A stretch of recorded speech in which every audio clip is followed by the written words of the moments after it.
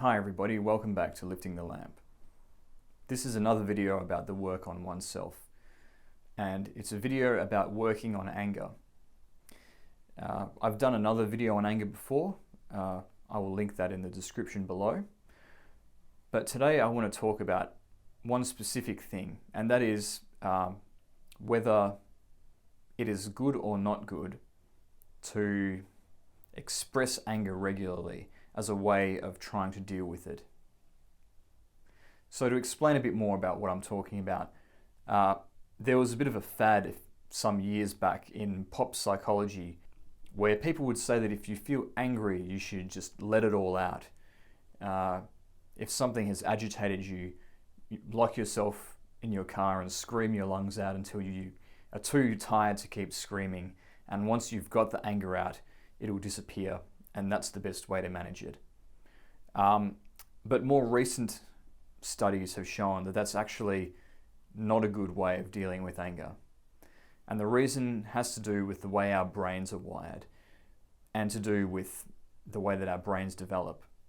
So if you are quick to anger, if you allow yourself to get angry on a regular basis, quickly and easily, about relatively minor things, then what that does in your brain is that the neural connections in your brain develop or don't develop in such a way that it's harder for you to modulate your anger with other parts of the brain. In other words, it becomes much easier for you to lose your temper and lose control of your emotional state when you get angry.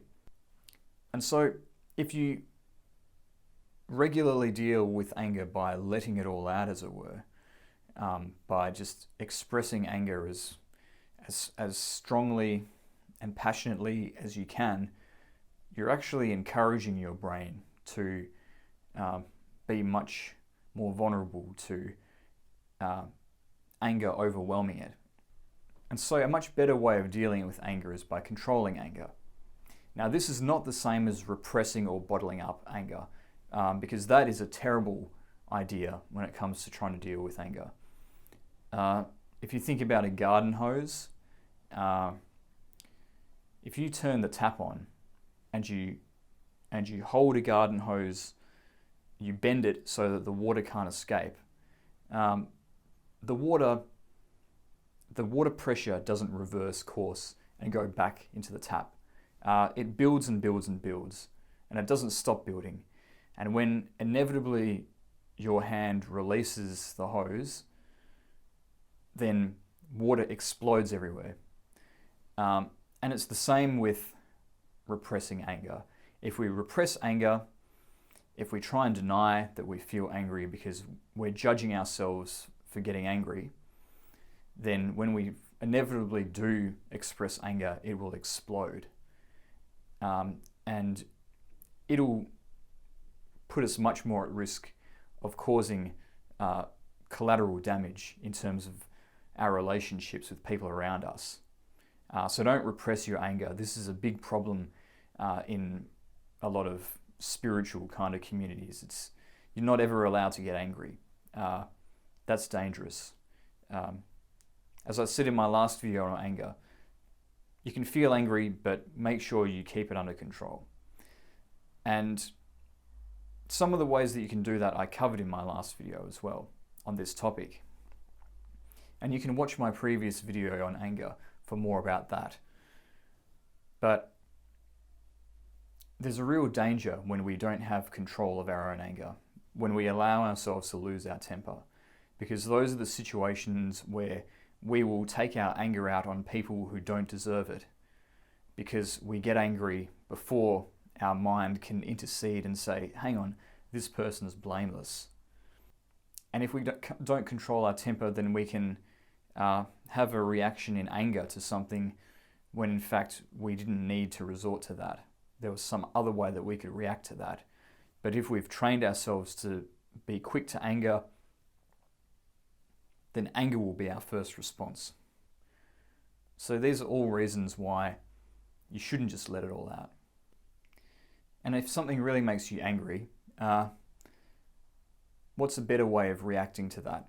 by yelling and screaming and jumping up and down, or by actually trying to change things so that whatever problem you have identified that has offended you so much is less of a problem? Are you just contributing to the problem by creating more conflict and trying to blame people who might actually be blameless, but you don't have time to think, so you need a convenient scapegoat? Or are you actually looking at what is at the root of the problem and changing it? That energy that you use to yell and scream can easily be redirected into something constructive. Now, that being said, there are some weeks where we get incredibly agitated, but we're also very trapped, and there's no opportunity that presents itself for us to express that anger in any constructive way. And in those situations, we do just want to vent our spleen, or, whether that's complaining to somebody or listening to loud music.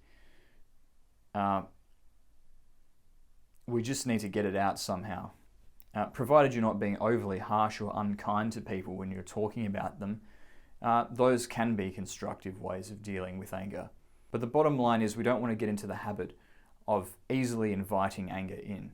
And when the opportunity presents itself, we need to develop in a way where we have other responses to difficulty within our arsenal that we can draw upon. So that's what I have to say about anger in this video. Leave your comments down below. Please subscribe to my channel for more videos like this. Thanks again for listening, and I'll see you next time.